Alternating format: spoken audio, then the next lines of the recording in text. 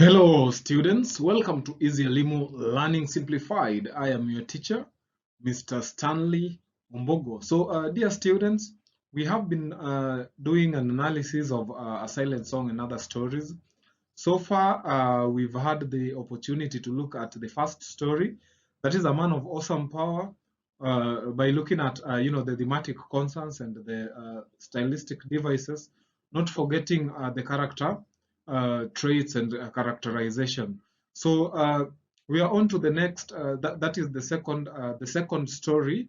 That is an incident in the park. So in the previous videos, we've also been able to look at some of the thematic concerns and again the language and style that is employed uh, in this story alongside the plot. So allow me take this opportunity, dear students, to look at some of the character portrayal or the traits of the characters that we have in the story and incident in the park. But before we do that, let's look at the characters that we have in an incident in the park. So here are some of the list of characters that we have in an incident in the park. So we have got the narrator. So remember that in the story there is the narrator. So narrator is different from the characters that we have. That is different from some of the main characters that we have in the story. For example, the fruit peddler, who is also one of the main characters. So we have the narrator. There is also a couple of men peddling in small hired boats. We also have men sitting on a cement bag. There is the ice cream man. We have the man throwing debris at fish in the fish pond. There is a stranger standing by the fish pond. So we also have a hairy loafer sitting on that is closer to a board written "Do not feed fish." There is also the fruit seller, also called the fruit peddler. We have the two city constables. There are the office workers. Then we also have a man who nabs the fruit seller. That is during the encounter. That is when the encounter that the fruit seller had with the two constables while he was being chased. So there is also the inspector.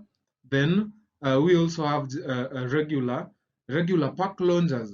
So dear students, in this story, most the characters, we do not have names for the characters. So the characters are described according to the scenarios they find themselves in, or maybe what they do. For example, the fruit seller is a character who is given that name simply because he sells fruit. Again, the same to the ice cream man and all that. So if you look at other characters, their names, they are not given names, but they are described. That is based on what they do or where they are. So let's begin with the first character that we have in the story. That is the narrator. So the narrator is simply that is the voice behind the story. So the narrator is observant. We are told that he is described as having undivided interest and sharp eyes, and pays attention to the action of the other characters. So the narrator is also reflective.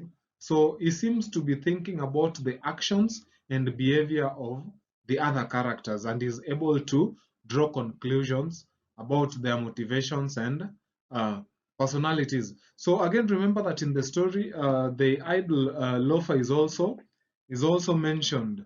So what was some of the character portrayed by the idle loafer, dear students, is the first number one is that he is disrespectful. So he throws rubbish into the fish pond and seems to take pleasure in disturbing the fish. So here is where it is. So we are told that We are told that a hairy loafer wearing worn slippers sat on a board inscribed with the words "Do not feed fish" by order. So he carelessly tossed debris, tiny bits of grass and soil at the hungry fish. The shoals of red, black, and white fish, some only a few inches long, others almost a foot, fought for the fragments before they realized they were useless and let go. So he is disrespectful. The fact that he defies the order, that is the order. He defies the order that says that do not feed the fish, and he also throws rubbish into the fish pond and seems to take pleasure in disturbing the the shoal of fish that we have in the pond. Shows that uh, he is disrespectful. So from the loafer, we can also tell that he is lazy. So he is described as a hairy loafer wearing worn slippers and is sitting idly by the fish pond. So he lacks something substantial or something important to do. So he is a lazy one. So apart from the idle loafer, we also have the stranger. So remember, there's a stranger who offers the other a cigarette. Mhm. That is again, I think, on page 8. So talking about the stranger, some of the things that we can say about the stranger is that he is helpful. That is, he offers the idle loafer a cigarette when asked. So remember, the loafer, that is the hairy loafer who was idling and seated, that is seated on a board that is described with the words "Do not feed the fish." To an extent, to some extent, uh, or we can say that he goes to an extent of requesting for a cigarette from a stranger, and the stranger uh, helps him. That is by giving him or that is by sharing the cigarette. So we also have the ice cream man. So remember, the ice cream man is also mentioned. So he is persistent. We are told that there are no sales at all. He has not been able to sell the ice cream, but he continues to ring his bell, and he tries to that is sell the ice cream by not giving up. So even though we are told that no one is interested. So we also have the city constables. Remember, we have the two city constables who goes after, I mean, who go, the two city constables who go after the fruit seller. So some of the characters that they portray, number one is that they are authoritative.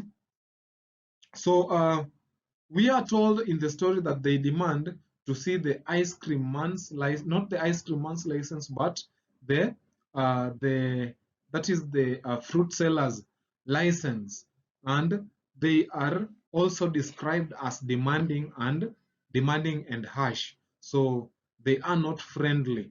So another character that we also come across is now the fruit seller. So he has quite a number of characters that he portray in the story. So one of them is that he is desperate. So there is scene when he tries to plead with the constables to let him go and offers them money and his fruit baskets in exchange. But these the plan fails to work as the two constables are still in pursuit of the man. So he's also fearful. The fact that he's afraid of the judge and thinks he will be punished severely for not having a license makes him fearful. So he is also afraid that he will be fined or be castrated by the tyrant judge. So remember, in the story it is mentioned that he had a case that he has not that he has not finished, and he is still looking for some fine to help him end the previous case that he had with the tyrant judge. So he is also a poor old man who sells fruits at the park. So he has no license or identity card. So we also told that he is responsible. So he remembers he has a family which depends on him when accosted. That is when he is accosted by the two constables. He informs them that he has a family which depends on him, and therefore that is why he also pleads with them to forgive him. So in the story, he says that I have a wife and children. So apart from that, we also told that he is hardworking. So remember, he has nothing but all he does is selling fruits. uh, that is to earn his living despite being unable to afford uh, a license. So that also tells us something about how industrious the fruit seller is. Then lastly, we have the police officer who is authoritative. So he takes charge of the situation when the fruit seller is found dead and demands to know what happened. That is by trying to look at those who are guilty, and again those he can put the blame on. So that brings us to the end of character traits and characterization in an incident in the park. And once again, thanks for watching and keeping it easy, Elimu. Until next time.